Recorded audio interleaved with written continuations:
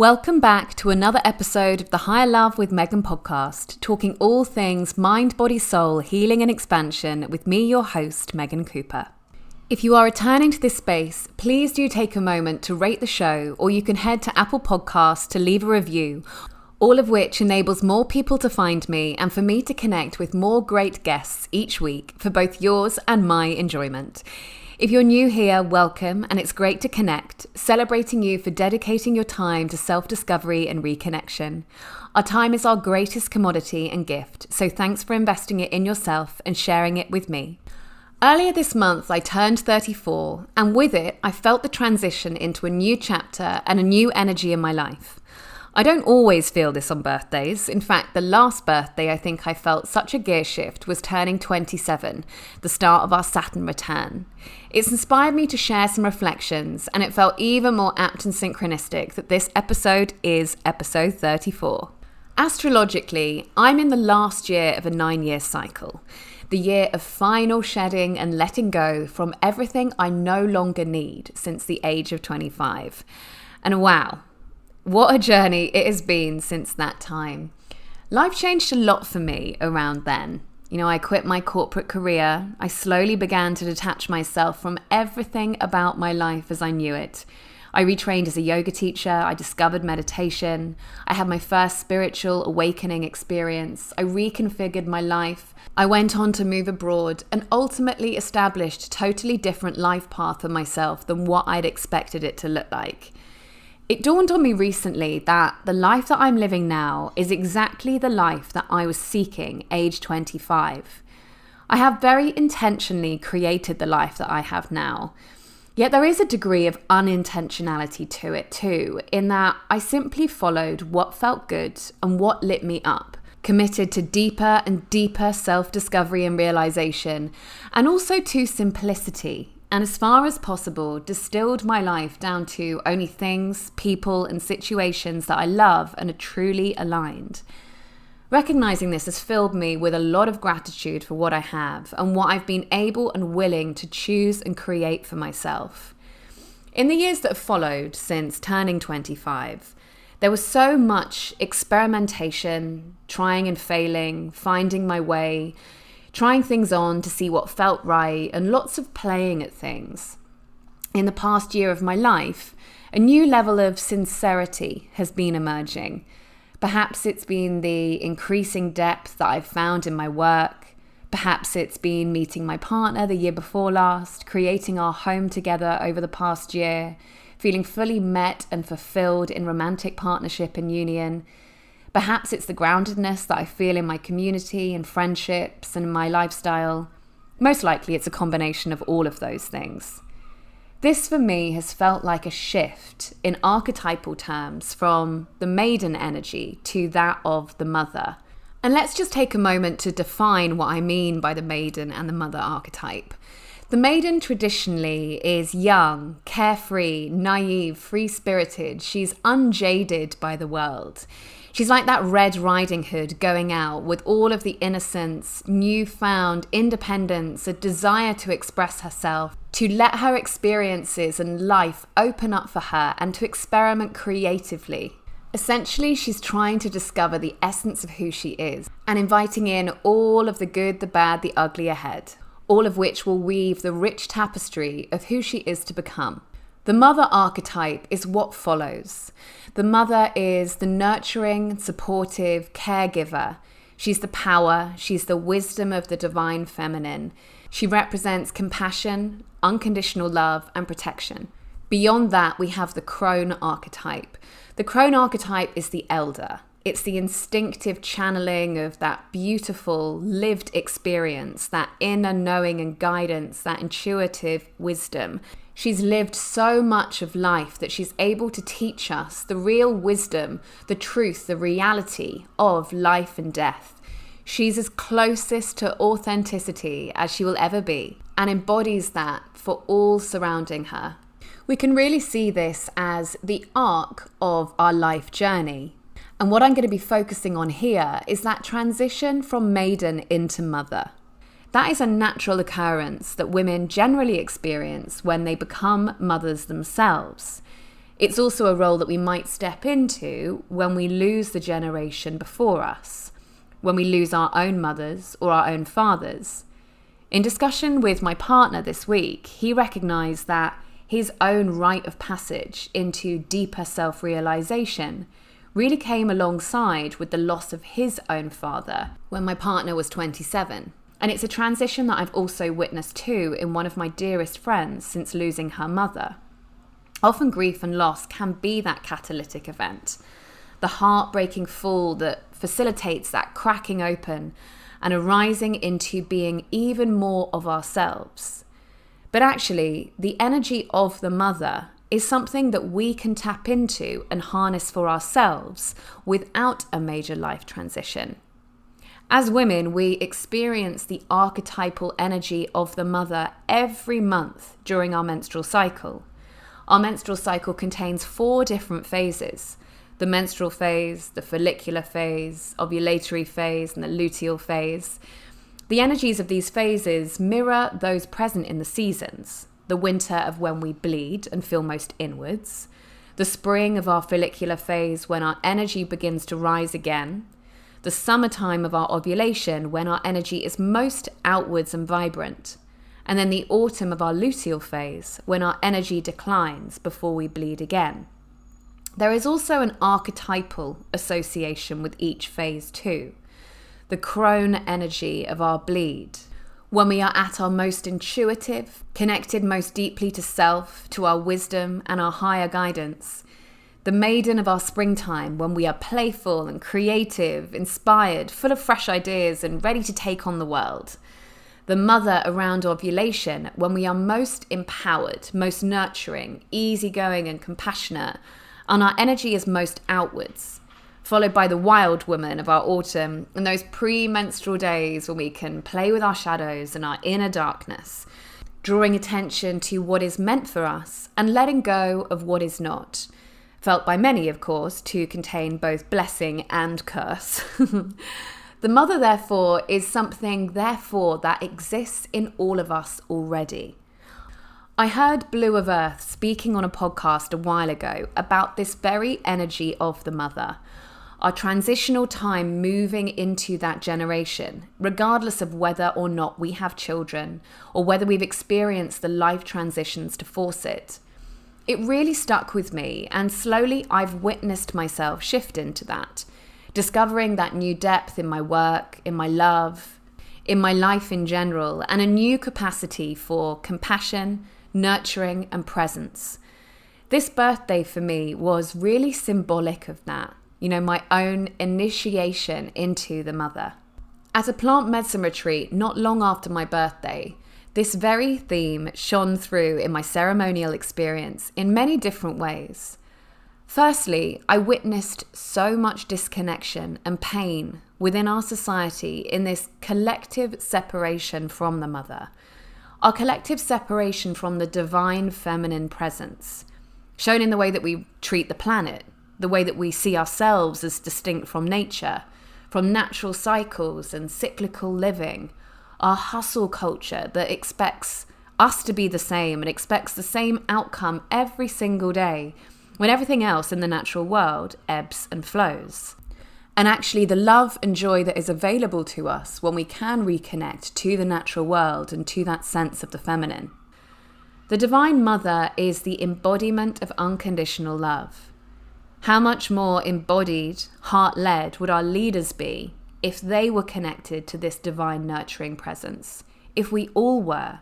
How would society be different if we could all individually and collectively connect to this unconditional love? One of my teachers always says, there is only love and not knowing it. And around us, we see the love that we all have access to and the impact of not remembering it. In remembering the nature of unconditional love, we ourselves take on the spirit of the mother. At the beginning of my bleed this week, I pulled a card from my Divine Feminine Oracle deck. It was, of course, beautifully synchronistic. Sarada Devi, the Divine Mother, whose energy is described as unconditional love exists within me. The presence of love is the absence of judgment. The invitation is for us all to alchemize our judgments into compassion and love. This does not mean that we leave discernment behind. We all need discernment to decide who and what is meant for us.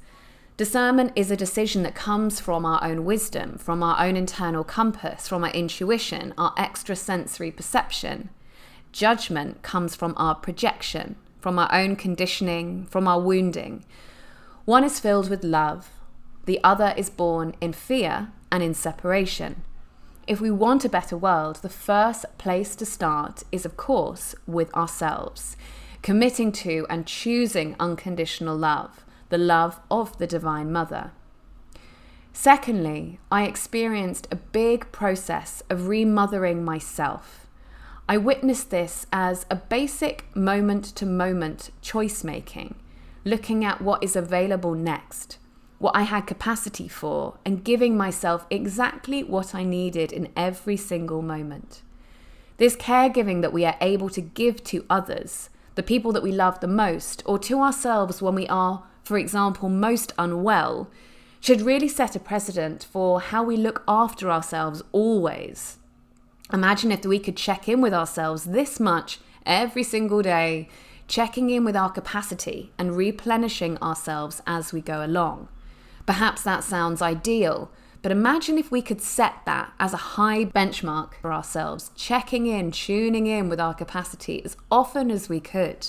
Imagine if we normalize that level of self-care, taking care of ourselves. We live in a society which normalizes depletion. Some people even think that self-care feels selfish. Imagine if we normalized actually taking care of ourselves, prioritizing ourselves. Surely that is the ultimate honoring.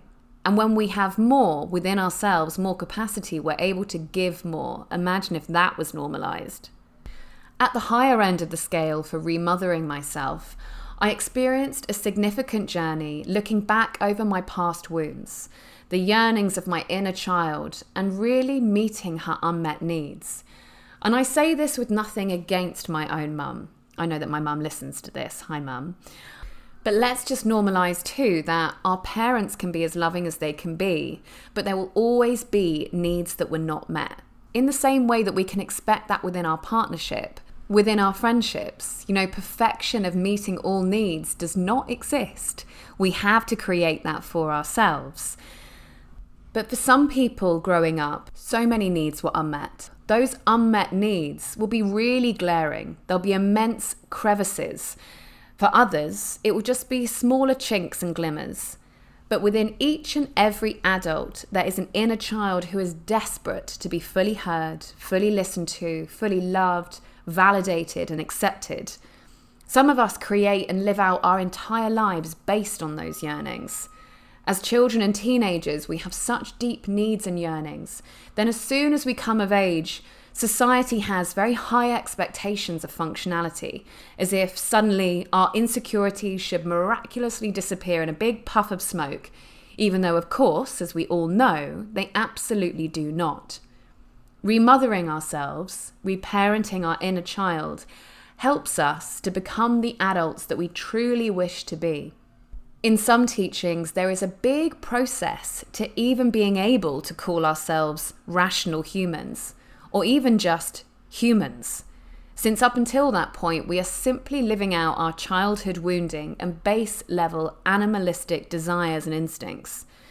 Through the process of holding my inner child and listening to the pain that she was still holding, I witnessed myself in the role of mother to my younger self, a mother to my own wounding, in the same way that I would take care of my own child now. This process is just about the most healing act we can perform for ourselves. My question here to you is, what is hidden in your shadows? What unmet needs is your inner child still holding on to that is calling out for you to parent? So much of this, of course, is unconscious. It's hidden in the very fabric of our personality and complex ways of being. So a lot of the time, it's hard to tell. However, if you have repeating patterns going on in your life, if you have ongoing insecurities, wounds from the past that have not been healed, what is your body, heart, mind and soul asking of you now? What does that inner child need from you, the adult, right now? And on a daily basis, we can normalize that process of reparenting. This approach is about the ultimate ability to take care of ourselves, to tune fully in, to be our own best resource, to take the internal journey as opposed to relying on codependent outsourcing to others or to coping mechanisms. There was a woman at this retreat who, for me, embodied so much of that mother energy, and it was incredible to have her sitting next to me for so much of the ceremony. She gave me so many gifts directly and indirectly, teaching me about taking up space, giving myself permission to be fully myself in every single moment and never holding myself back. And permission is a really big word here, and it's come up a lot with my clients over the past weeks, because a big part of reparenting ourselves is giving ourselves permission, shifting beyond that childlike need for approval from our parent or caregiver, approval from our peers or from our teachers. So many of us still hold ourselves prisoner to words written in a child's handwriting, and it is up to us as adults to lovingly and compassionately liberate ourselves from that. These past weeks have felt like a complete initiation into this new energy in my life, the closing of a more experimental chapter and the beginning of a new sincerity, anchored fully in who I am and who I came here to be and what I came here to do. And as I've reflected upon this transition for this episode, my invitation to you also is to reflect on your own initiations and your own rites of passage, because we actually have the power to create profound change and make powerful decisions for ourselves at any time or any stage. We have the power to make transitions in our lives sacred, to create space for deep honoring and reflection if we can tune in and slow down enough. We have the power to give ourselves permission to do things differently, to subscribe to new ways of being or unsubscribe from old, outdated modes of operating. My experience over the past weeks have ultimately been my own, but I hope that for those of you listening, you can take away something from these words. Perhaps in regards to remothering yourself, reparenting yourself, whatever that looks like and feels like to you. Perhaps if you yourself are a parent or are becoming a parent, really looking to how you can give yourself that same level of care. Perhaps recognizing that we become better parents when we can better parent ourselves. Parenting ourselves with the same love, understanding, acceptance, compassion that we would show our own children. Talking to ourselves lovingly in the way that we might speak to our own children. Another invitation is perhaps in regard to taking more sacredness around transitions, your own rites of passage, and allowing yourself to enter into this cosmic initiation for yourself to become the person you truly wish to be. And perhaps if you're in need of a permission slip right now, let this be it. I would love to hear your takeaways, your reflections, and what came up for you listening to this.